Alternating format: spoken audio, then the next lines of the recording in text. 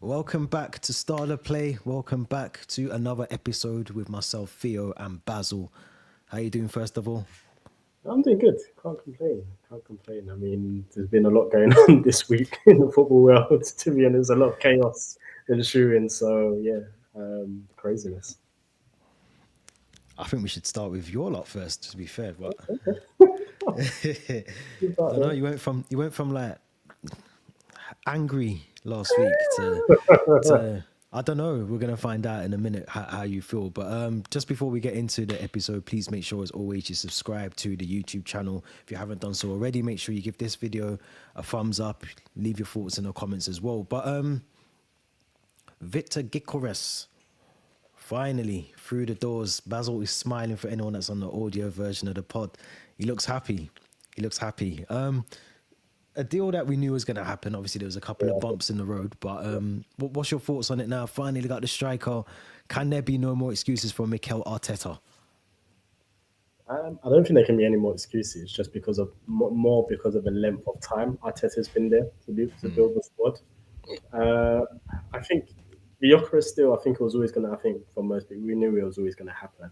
I think ultimately it still shows Arsenal's weaknesses in the transfer market in terms of how long we take to conclude deals, Yeah, yeah. and because clubs seem to move a lot faster and seem to conclude deals a lot quicker. You look at Liverpool, some of the deals they've done and how quickly they've managed to get those deals over the line or negotiate those deals. We've seen it with Chelsea, we've seen it with City. Just how quickly these teams are able to operate and kind of work with these other clubs to get these deals across the line.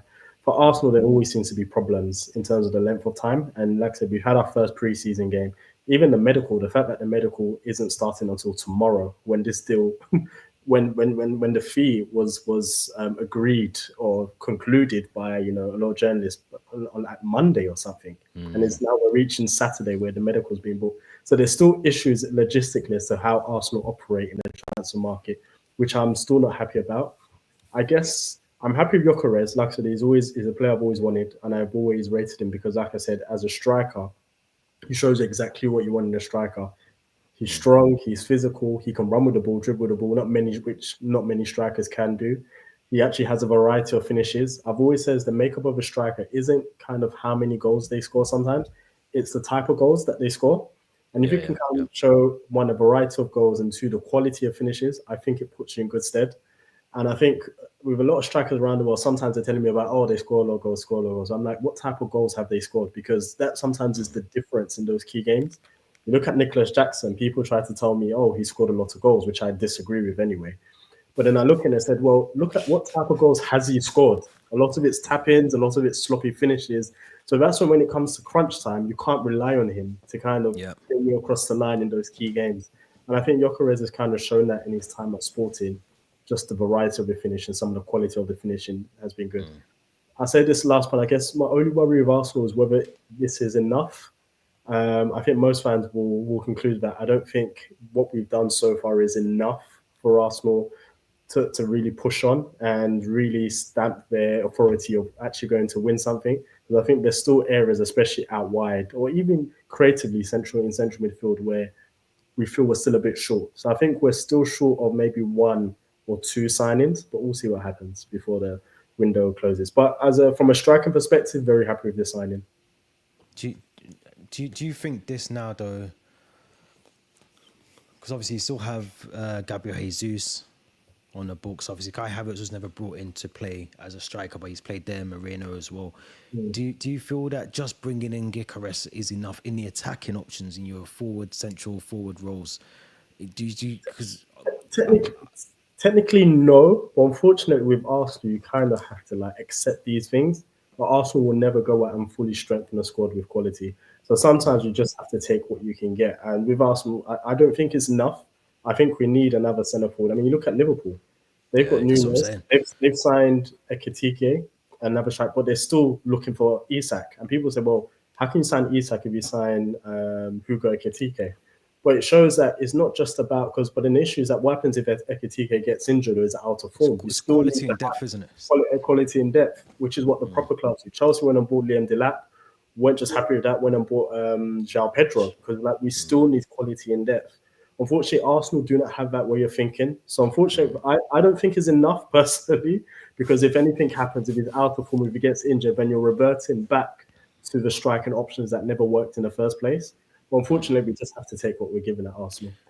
I think it's a good deal though. I think the Yeah, fee, I think all of that is a very very good deal for what you've got for him, because I think we know his numbers are good. He's a good striker. We know how good he can be, all of that good stuff. So I think he comes in, and I think he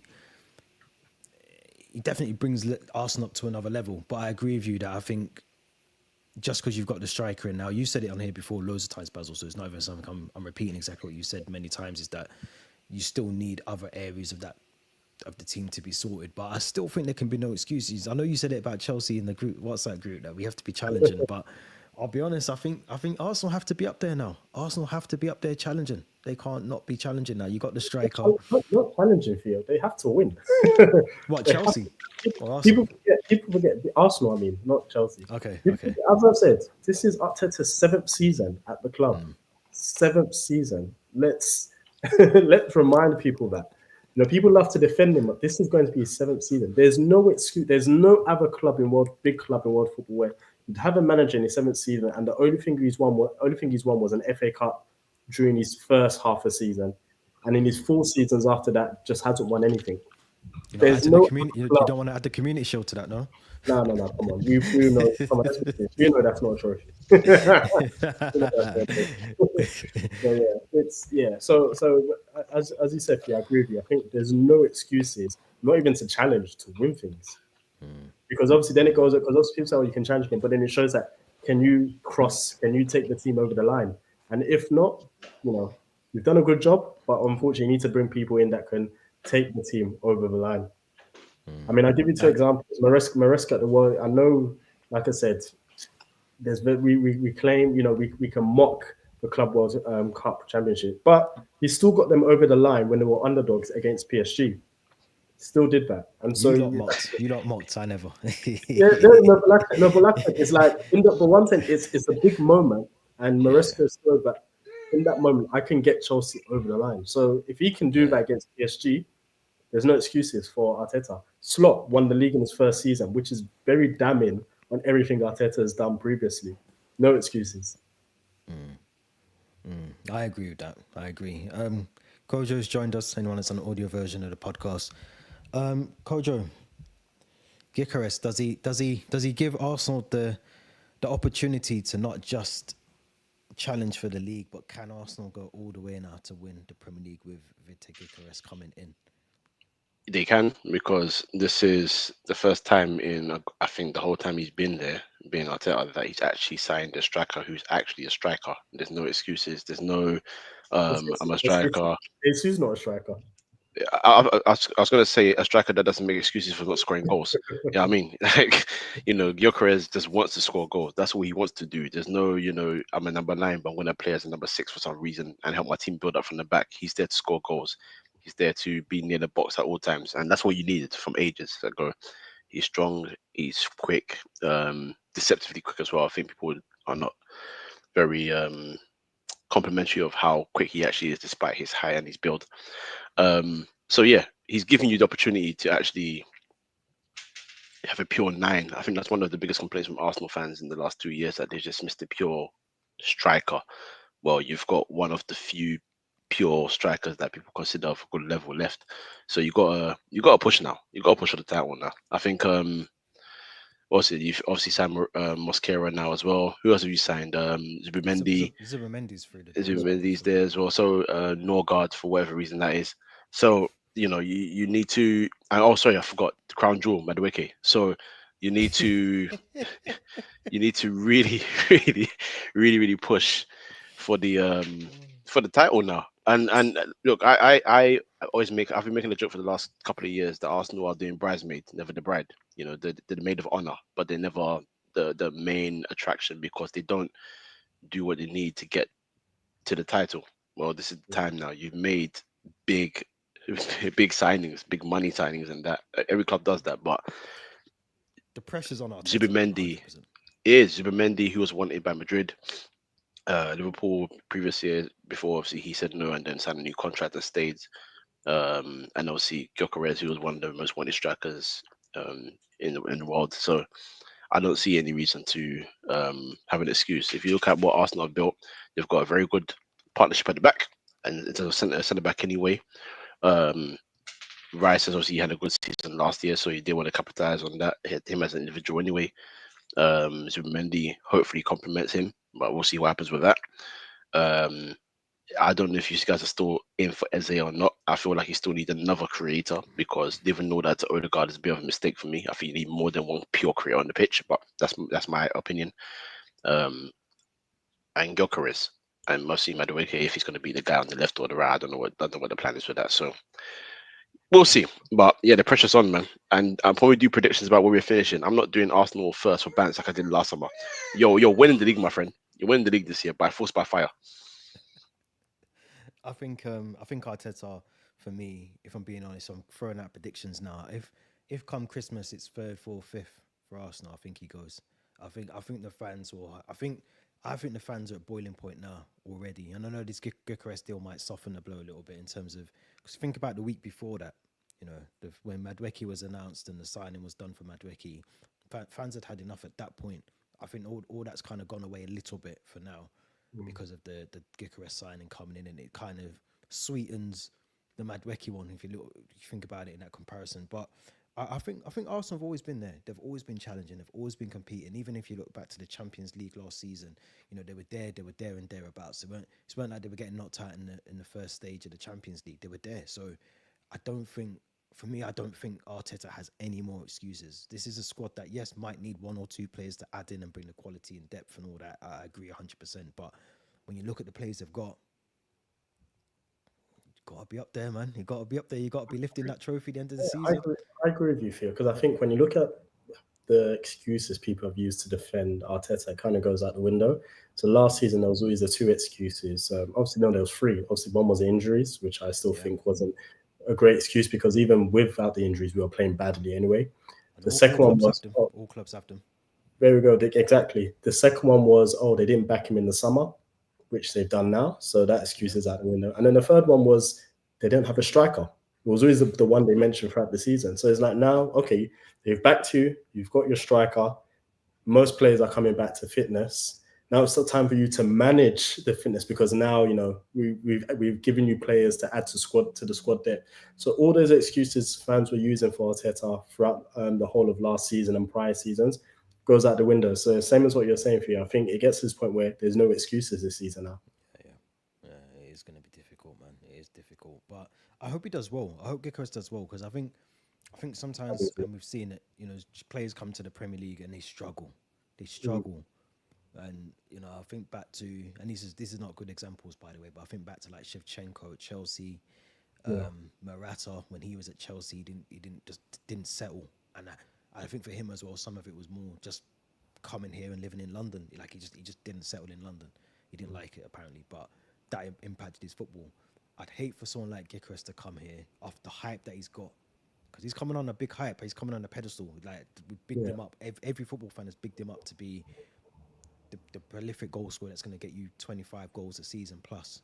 And if he comes, in fact, no, I'm going to say this. Actually, if he comes and he doesn't hit the ground running, I wouldn't be concerned. Because if you think back to Dennis Bergkamp, I think Dennis Bergkamp struggled when he first went to Arsenal, and then look how he ended up. He was one of the best for Arsenal. So I don't think you can measure how well he's going to do in the next first half of this season coming up. Yeah.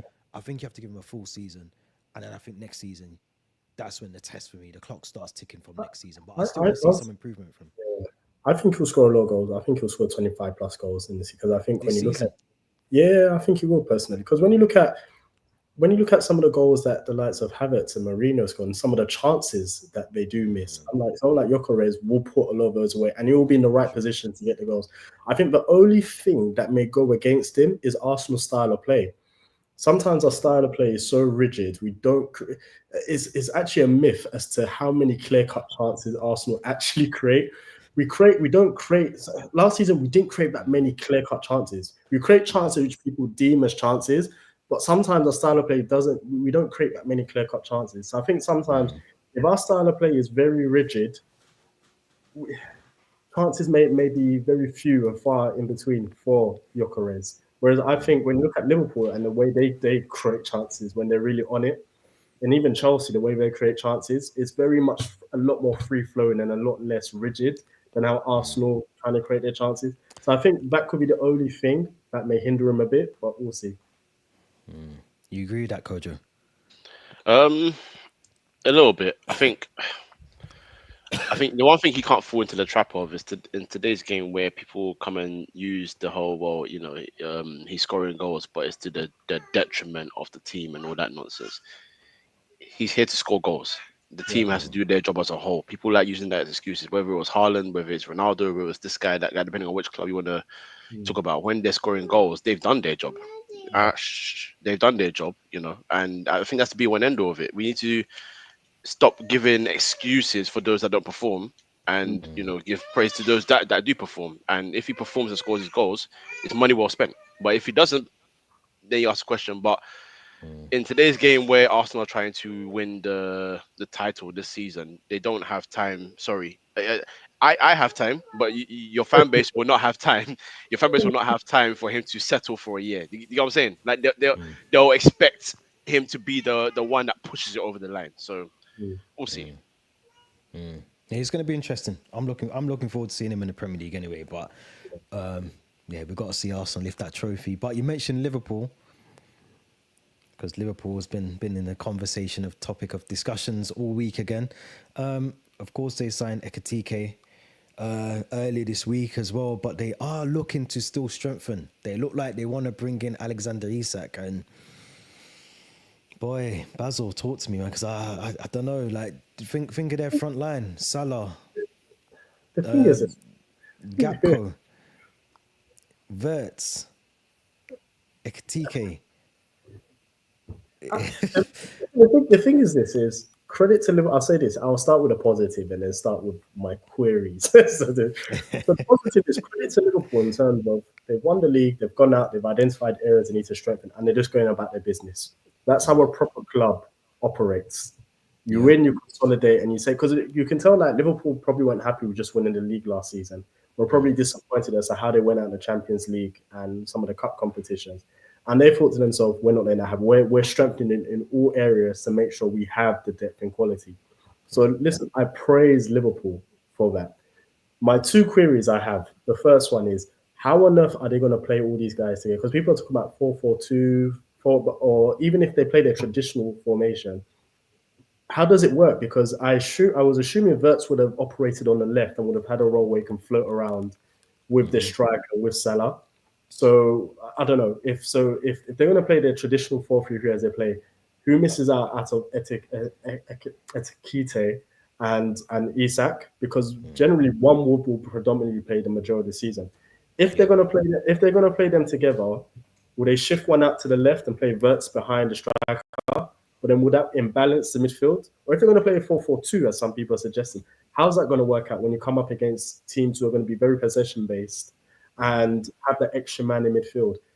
For me, the signing personally, from a structural perspective, doesn't make sense, because I don't know how they're going to make all of that work together and keep all of them happy or keep all of them on form.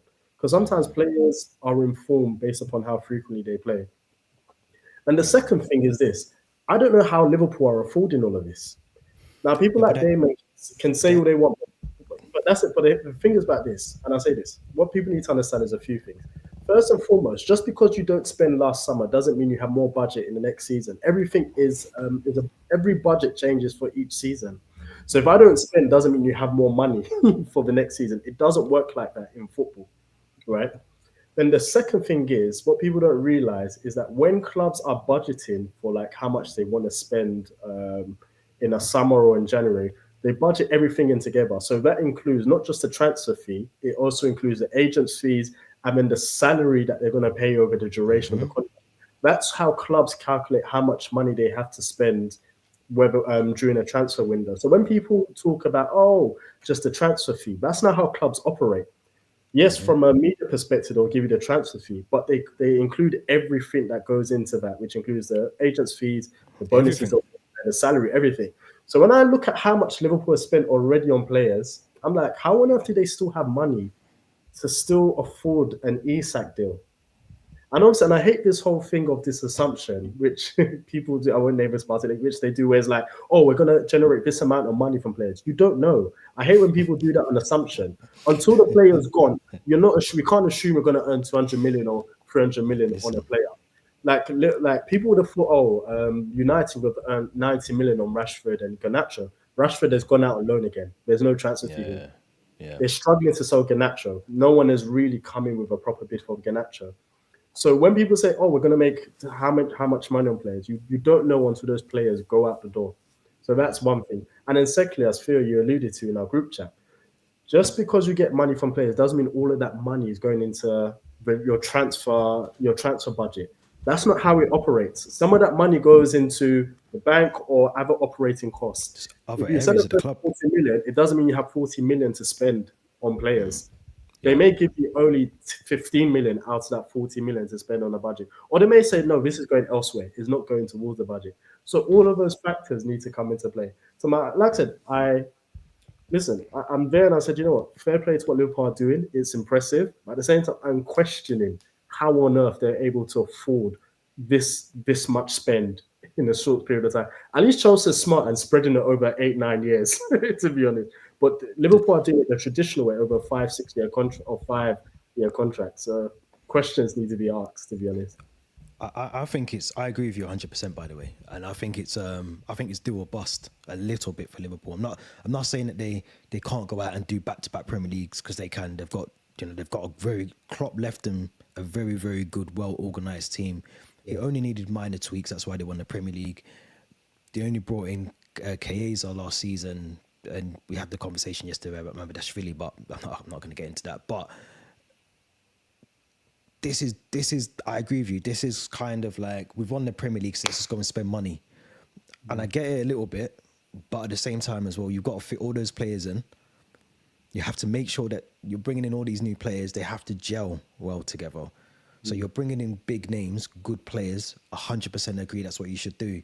But there's no guarantee. I've just said it about Gyokeres. I'm going to say about all the players that Liverpool have signed as well. There's no guarantee that they just come in and hit the ground running. There's no guarantee. There's no guarantee. Even Isak, I love Isak. He's a brilliant player. I'm not saying that he wouldn't go to Liverpool and smash goals, but what works for one team does not always work for another team.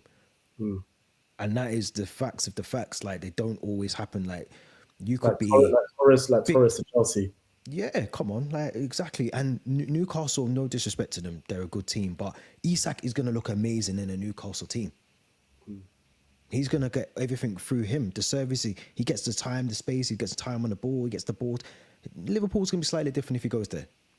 I've got a theory though, but I want to hear what Kojo thinks first because I've got a little theory about Isak, and I think he's playing his cards very well, very very well. You know what? Before I go, expand on that, please. Because you can't just say that and then. Nah, Expand on come that. man, come Expand on, on that. Expand on that. Expand on that. No. I'm not saying this. Go. I personally think Isak is one. I think he's annoyed because I think he did want the Liverpool move. The TK move has kind of obviously derailed that a little bit because Liverpool just went straight in and got their target.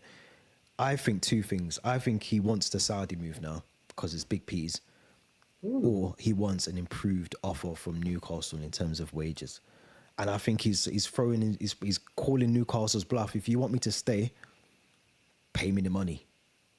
Pay me the money and I'll stay. Because I don't think he's in a rush to move. I know he hasn't gone on a tour and all the rest of it, but I don't think if someone said to him tomorrow, we're going to offer you 280 or 300 grand a week to stay at Newcastle, I think he'd sign a deal. I don't think he's in a rush. Basil hit the nail on the head.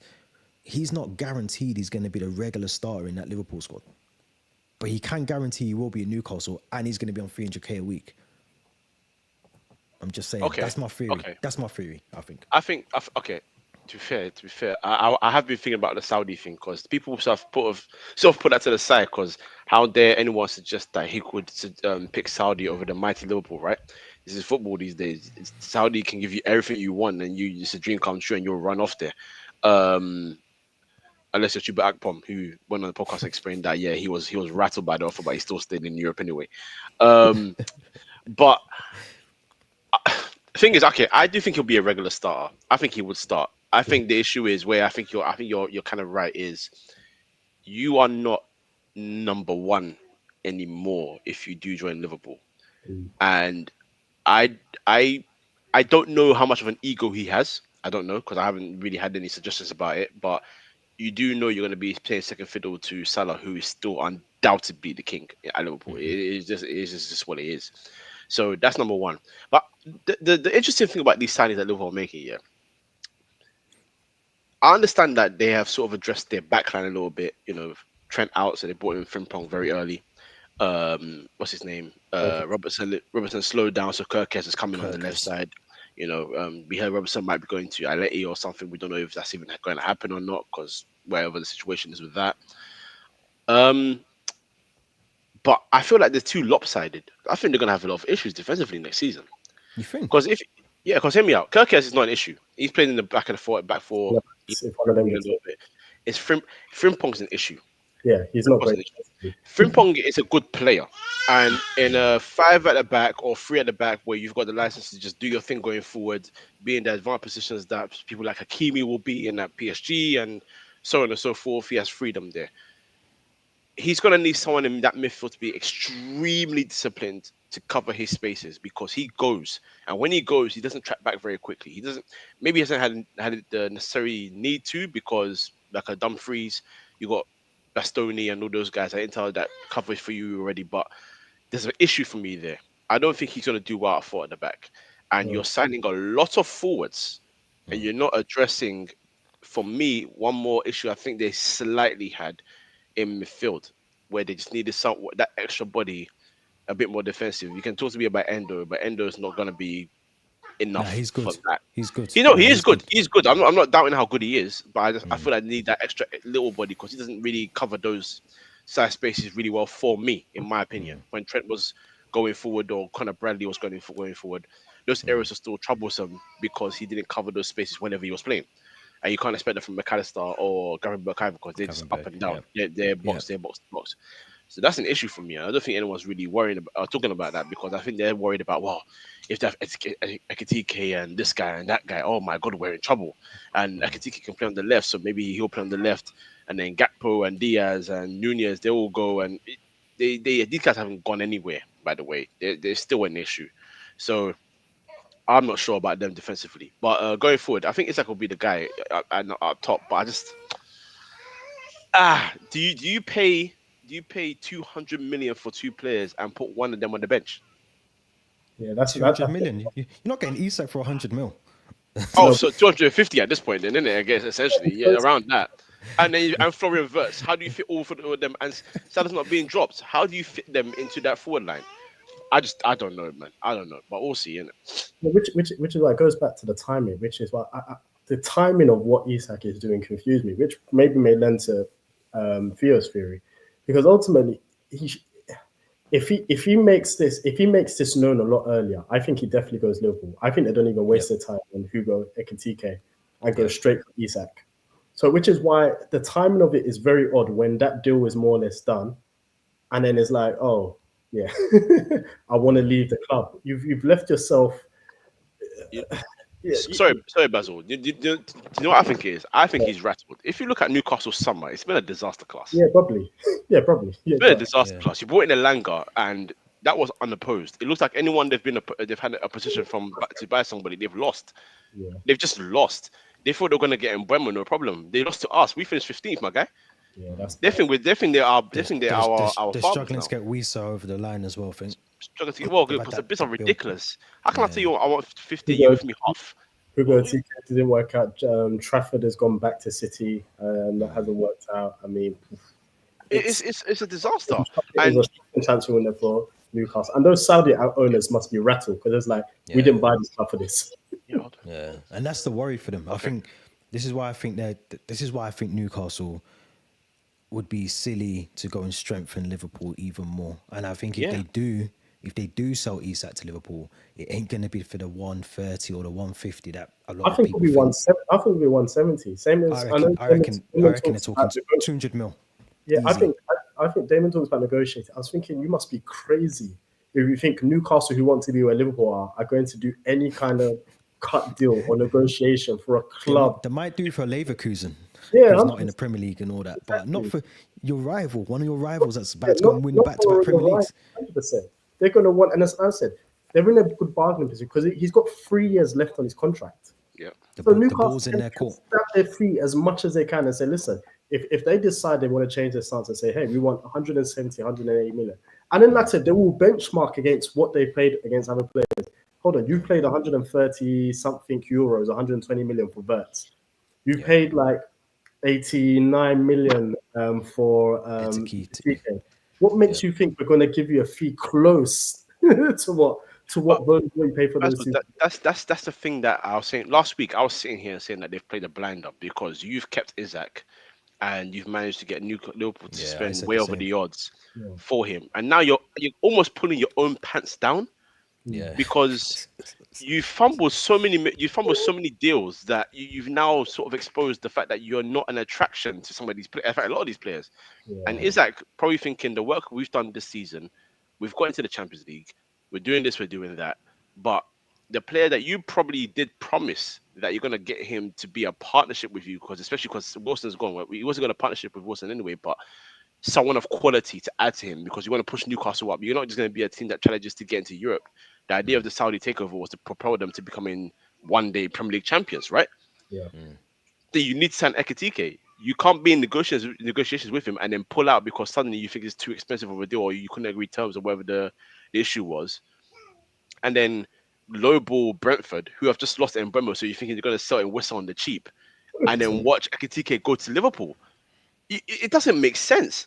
And you bring me a Langer, who is going to take Murphy's position. That's great. We had to improve in that position. But what else are you giving me? We're not even sure if they're going to keep Anthony Gordon past next season. Yeah, he's been linked to Liverpool as well. There you go. And then that's when the dominoes start falling. You know, you're talking about, do you keep Bruno G? If next season is a disaster class, does he say, I want to stay? He can come and give you John Cena rah-rah speeches about the romanticism of Newcastle and Tyneside. But if you're not performing, you're not winning things.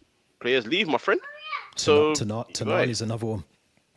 Tonali would be another one. Tonali's escaping all his scandals first, and he's getting out of here. 100%. He's not stupid, man. He's not stupid. He's not stupid at all. But no, I wanted to talk quickly as well about because obviously Everton are moving to their new stadium this season. Bramley. I'm calling it Bramley-Moore Dock, so I'm not calling it the official name because you're catching me out on that one. But it's I want to talk about Everton because I feel like obviously they've had ups and downs. They've had good times at Goodison Park. They had really more so bad times at Goodison, nearly got relegated in recent times.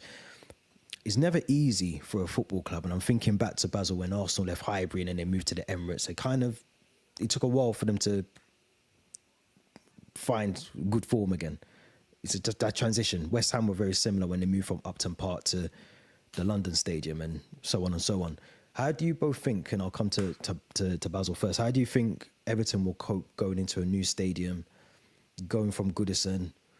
They've lost, obviously, Calvert-Lewin, but they've brought in a couple of players so far in the summer. Do you think this is like a whole new lease of life for Everton and their fans? No, I don't. It makes no difference. I think this whole move to the stadium is just irrelevant. It's just, it doesn't change anything. Just pissing down on Everton fans quick. No, honestly, 5 it seconds. doesn't change anything about Everton because you can understand if a club is on the up and then they move in stadium. Everton have always been, for a very long time, relegation battlers. So just because they're moving to a new stadium is not going to change anything because they've recruited so badly over the years. Unless you change the structure of the club in terms of the personnel and how you recruit, it's not going to change. But I think that's happening. I do think that's happening slowly. That's why I'm asking the question. And it is happening because I have a friend who works in football and he told me they are kind of recruiting and looking to change things upstairs. Mm-hmm. Yeah. But then it goes back to the point we were raising earlier, Theo and Kojo, in terms of is Everton an attraction for players? Yes, you can buy certain players who can elevate you a little bit, but then when you want to go to the next level, Everton is not an attraction for players, unfortunately, and it never will be. Like I said, Newcastle have the Saudi owners who have a lot of money. Apparently, the richest club in world football today. Look at the way they're struggling. So how much more will Everton struggle? I think, like I said, the new stadium is great for their fans And I think that's all it's great for, just for their fans, to have like a new place, a new shiny stadium to visit. I don't think it changes anything about Everton from a football side, or even the perception of Everton from other fans or people, or just football pundits and people who watch football. I think Everton will still just be Everton. Like for me, they're just a Premier League team with no real relevance, personally. As harsh as that that's kind it is, it's harsh, but it's true as well. But I think that's kind of their level. Like I think I would never think Everton will be pushing for Europa. But what I will say is that David Moyes, in like the recent times of me like growing up and watching football, has got the best out of Everton. Even in the dark days for them, he got the best out of Everton, and he's got them to, you know, some form of glory days, if you can call it that. I think he's a good manager to try and do this transition with. I don't think if you had a Frank Lampard in there still, or you had Sean Dyche in there, I don't think, I'd agree with you 100%. I think this whole Everton thing would be a bit mad, but they've got a good manager, a manager that went on to win the Conference League with West Ham, all of those things. So I think, yes, I think they've only brought in, is it Barry they brought in from Villarreal, I think. Or I think he might have already been there, but I'm pretty sure they signed him on a permanent. And I think they brought the goalkeeper from Bournemouth. Can't remember his name now. They brought the goalkeeper from Bournemouth anyway. Travers, I think his name is Mark Travers.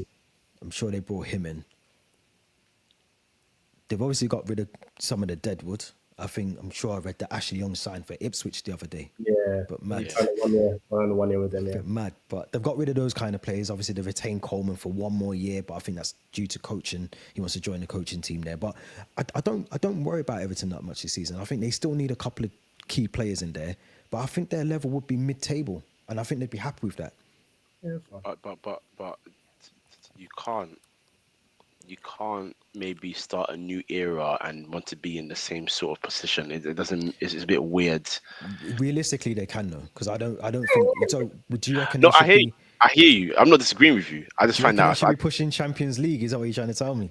Oh please, let's not go too far now. Let's not go too far. But no, it's like okay, you have potentially the capabilities to become like a top 10 side, right? So if you want to do that, all due respect, Mark Travers is not that guy for me. Yeah, but it's not like Pickford. I think he's only there to be a backup. He's not like, and I like Pickford as a goalkeeper. I think he has moments where I think, what the hell? But overall, I think he's actually a really decent. He's kept him up more than he hasn't. You need to sign players that push these guys for their positions. This is my thing. This is my thing. I'm looking at them in that sort of sense. Like when West Ham went to the new stadium, you brought up West Ham in it. When they went to the new stadium and they started bringing in 2 or 3 players, that I thought, okay, it looks like you're trying to change the culture here a little bit. Whether it worked or it didn't work, the point is at least they tried something, right? They tried something of note to be like, okay, we're trying to change the tide here. So when they signed years later,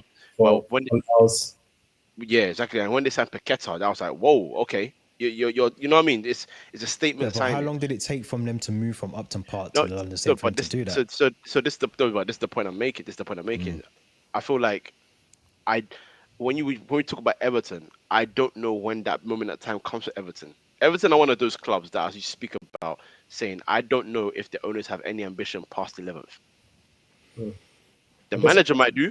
The players might say, hey, you know what, I want to go out there and do my thing. But do I look at the owners and say, yeah, you have that ambition? We have to go back to Ken Wright when Moyes was doing really well and they got into, I think they got into Champions League qualifiers, but they didn't make it because they got knocked out in the qualifiers or whatever. Yeah. That's so far back. And ever since then, they've just been a steady Premier League side where they're the tough team to go to at Goodison Park, and they'll lose 5 in a row. But when they come against Arsenal, United, or Chelsea, it's suddenly a tough game, right? That era's done. It's done and gone. You've got other teams that have taken that mantle. This new stadium is supposed to usher in a new era. And the difference between back then and now is that the money in the Premier League is ridiculous. So I know PSR is there, but there is scope to spend money. And this is why I'm saying, whilst I understand Travers, for example, might be a backup, Pickford can't be comfortable until he leaves Everton. They've been stung by the PSR already, though. Don't forget that. They have. But you can't move short, bro. You have to just move sensible. You can't move short. No. But what I'm saying is, I think because they've had that issues before, they're still playing catch up from that. So financially, financially, they're still playing catch up from that. So they have to maneuver in the window in a certain way. So they have to bring in they can't go and get what's his guy that's just gone to City, Trafford. They can't go and bring out a 40 mil and buy him. No, that's They fair. have to go and get the 4.5 mil from Bournemouth, because that's how they have to navigate in the window. So I think it's going to be like a stepping stone, like building brick by brick sort of thing for Everton. My worry for them is at any moment a gusher wind could come and throw the whole wall down. That's the problem for them. So that's what I was about to say for you. I think that's the scary thing, which is why my first point was usually when clubs do this, it's usually a club on the up. You can see the strength of the club. If a Newcastle, even if a Bournemouth decided they're gonna move to a new stadium, you can see it. In fairness, the only team that's kind of done it and it's worked is Brighton. I think Brighton had to, because of the state of their old stadium. The scary thing about what Everton is doing, they can easily get relegated within the next 1 to 3 years, which is why it's scary that the fact that they've invested in a new stadium when they're still continuous relegation battlers. They can get relegated within the next 1 to 3 years, and when it's like, oh, what happens then? They'd still fill the stadium 100%. I'm not saying that's the right. They've got loyal fans. That's lovely. Yeah, but they'll fill the stadium. So did Middlesbrough once upon a time. They'll be watching League 1 and League 2 football in the next couple of years if they're not careful, and then still have a full stadium. So it's great. But I agree. I take both your points. I think it's definitely something that they have to be careful of, because I agree with you. Their recruitment. I remember going through their list years ago, and they were slapping like 65 million for this person, 45 for a Wobie. Sigurdsson was like 40, 50 million. Honestly, they went through money like it was going out of fashion, and I think that's why they are where they are and how they've ended up where they are. But I do think they've turned a bit of a corner in terms of, because there's been a change of ownership a little bit and all the rest of it. The takeovers happen now, so we have to see. This is why I think they have to invest in that squad, because that squad, even when you look at Coleman, I don't think O'Brien's a good defender, but I don't think he's not going to win you a trophy or get you into the top 4. Bramthwaite, I think he's good, but I don't think he'll be there for much longer, if I'm being honest. I know he signed a new deal, but I think that's a release clause situation, whatever. They've lost. Beto's good. Yeah, it's good. But it depends. I like Beto. Depends on what. He's Iron Man. It depends on what kind of Beto you get, because you could exactly. It depends on whether it's a good Beto or Beto that's out of form. Exactly. So what you mean is Beto that's taking a Senzu being, he's done okay already. He's grown to his career at Everton. He's grown to his career. My worry is that he won't, because he's going to be obviously main guy next season, I think, or this season now. But my worry for him is he won't get the service that he needs to be able to score goals. And I watch a lot of Everton games, and if you watch, I don't know, 6 out of 10 of them, he's always isolated on his own up front. He's always doing a lot of the running, chasing down at the ball, but he never really does anything with it.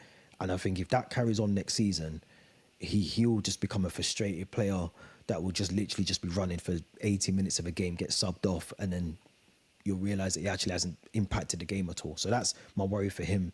But then you look at the wide areas, I'm not impressed by them. I think they've got Dwight, McNeil, and I do like the guy that's he plays more on the left. What's his name, man? Yeah, Ndai. Yeah, he's good. He's very, very good. But again, flash in the pan moments. I see him when he looks good, and then I watch some games and he's skying it over the bar. So again, it swings and roundabouts with Everton.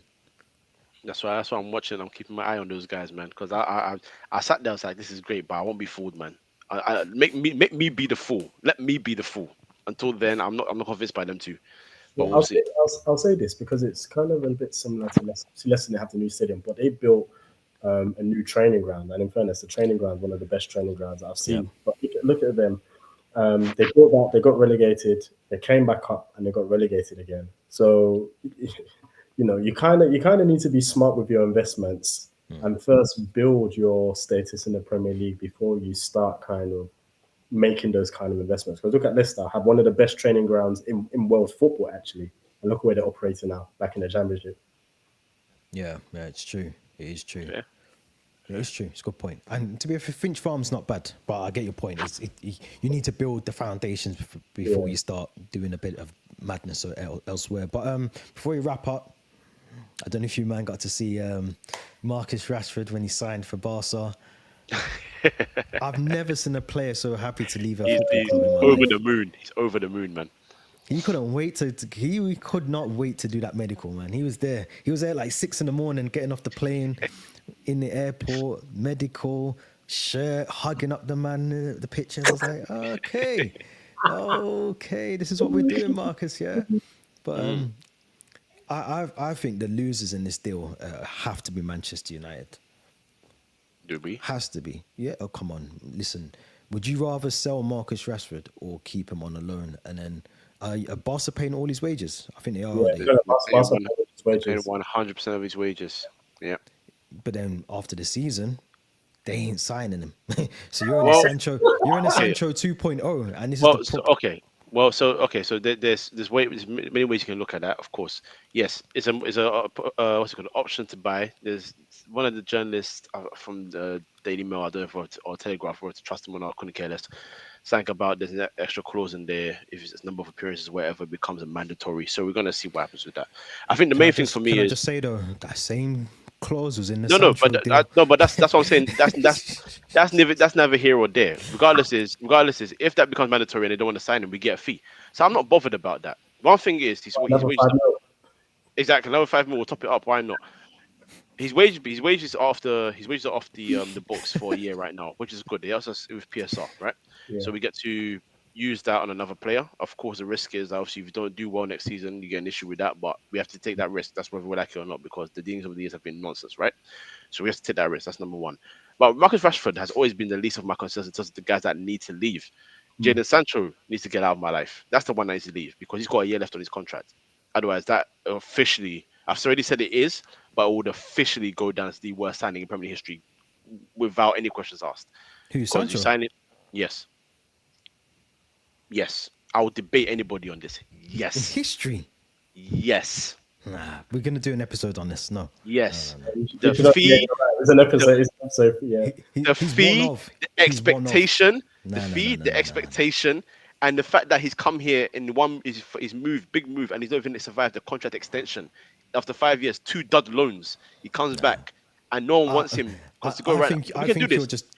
I think you're No. annoyed because you're a United fan and he's bled your club dry, and I get it because Nope. we've all had those Nope. players. No, This trust might- me. I Trust can me. think of Trust I can think of 3 players now.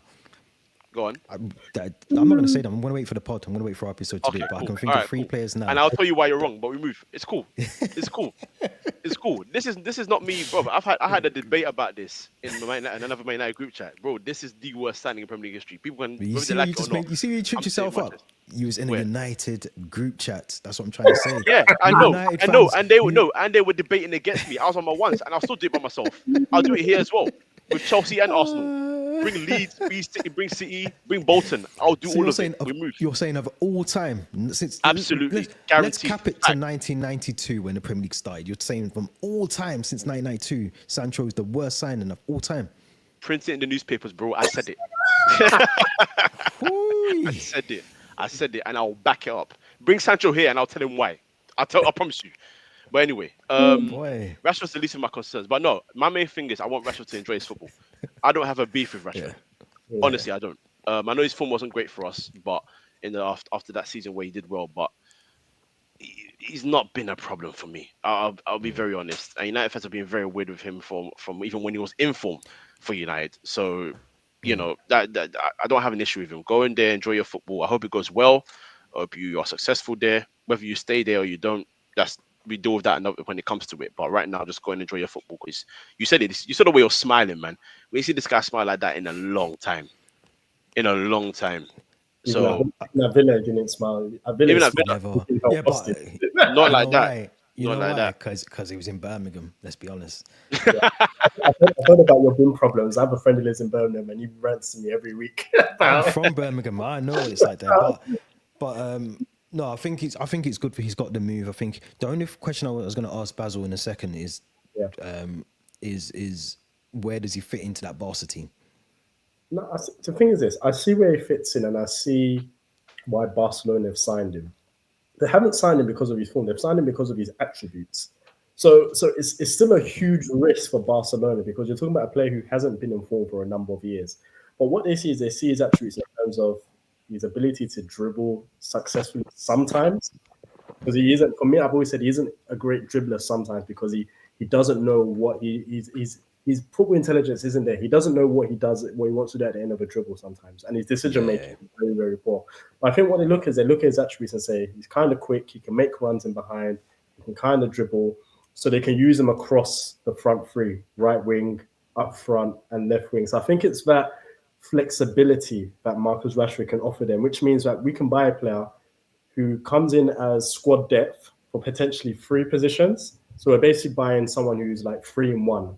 And I think that's the thinking behind the signing. I don't think he'll become a key player whatsoever at Barcelona. And I think, as Fia said, they'll use him for the season and then return him back to United, because I cannot see how on earth they're going to make that deal permanent. But I think he offers them the flexibility that, okay, if we want to play him up front and just say, listen, just make the runs in behind, Yamal and Rafinha will feed you, do that, because at least then you have someone who can run in behind, whereas Lewandowski doesn't have the pace to do that.